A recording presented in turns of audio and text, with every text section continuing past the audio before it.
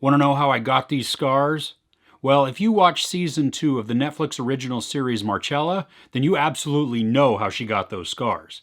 Marcella is back for season 3. Where in the world are they going to go with this series now?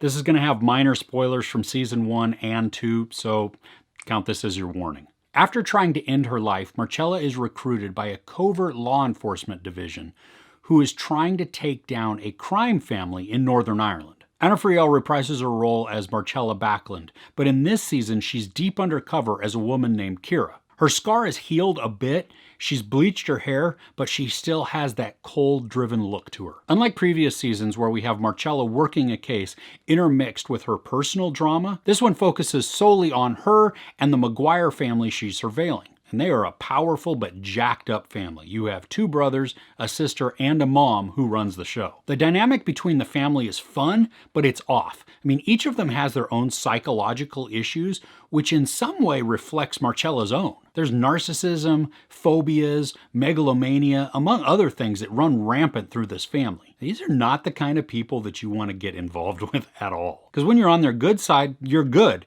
And then oh, you're not waking up now. And with the psychological issues that the family displays and how they even reflect Marcella's own, just her own personal struggles, that's one of the things that I really loved about season 1 and 2, where you have her just blacking out.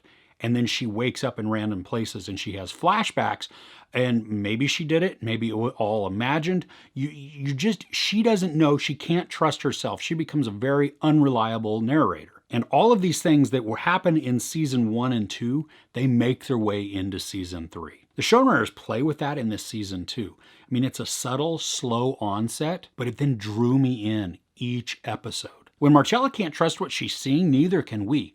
I mean, we have to try and figure out, is that her imagination or did it really happen? The soundtrack and the editing, they really play into the frenzy that Marcella's feeling and that she goes through. I mean, it's almost like it's trying to push us to our own psychological break. Now, I binged all 8 episodes in one sitting, and I couldn't hit next episode fast enough, but that's not to say that the series was perfect. There's a small storyline that plays directly into the main storyline, and it features a government official. They're going along and you see how it interweaves, and then suddenly it's dropped. And the problem with that is the last scene that we see in that story arc, it's just not resolved and it's not conclusive. And so I think I know what they were trying to do. I have my suspicions on what the setup was, but because we never see it again and we never hear any mention of it, it just feels like it was like, well, we're kind of just going to write this part off and stop and go this way. I'm glad that we get a reprisal of the character Rav. I mean, he is a good grounding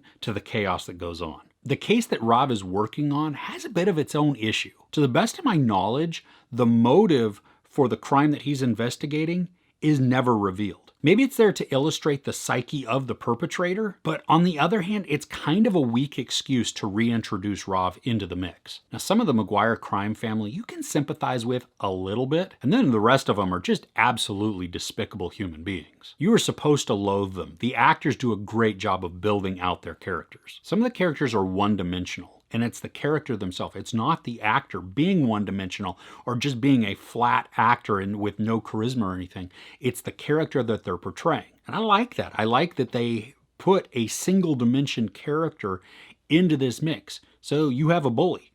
That's what he does. He's a bully. I mean, it's pretty simple. That's how they think. That's how they then act. But then we also have a great mix of complex characters as well. So you mix the one-dimensional ones who are there for a purpose, mixed with the really deep and conflicted characters, and just that melding of all of them makes a great cast. It's interesting to see how close undercover agents will go to breaking the law. Or is there even a line? And then is it accurate?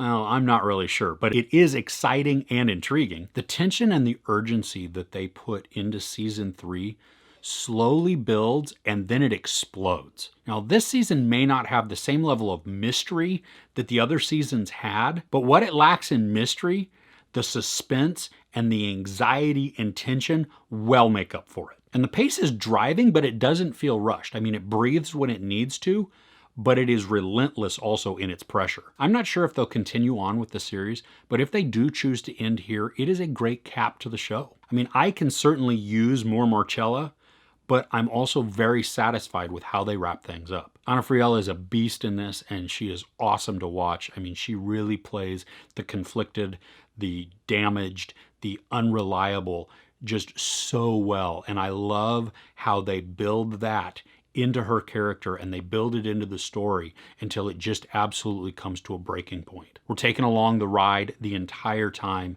and I was truly just sucked in to the entire narrative. Even with the small issues of the story and some things not making a lot of sense or them not being wrapped up in a common sense way, I still overall really enjoyed this season. There is sex, nudity, a lot of profanity, and some brutal violence. I give season 3 of Marcella 4 out of 5 couches. Are you a fan of the show? What are your thoughts on the current season if you've watched? I'd love to know in the comments below. If you enjoyed this review, please give it a like. Also, don't forget to share and subscribe. I'm Chris. This is Movies and Munchies. Thanks for couching with me.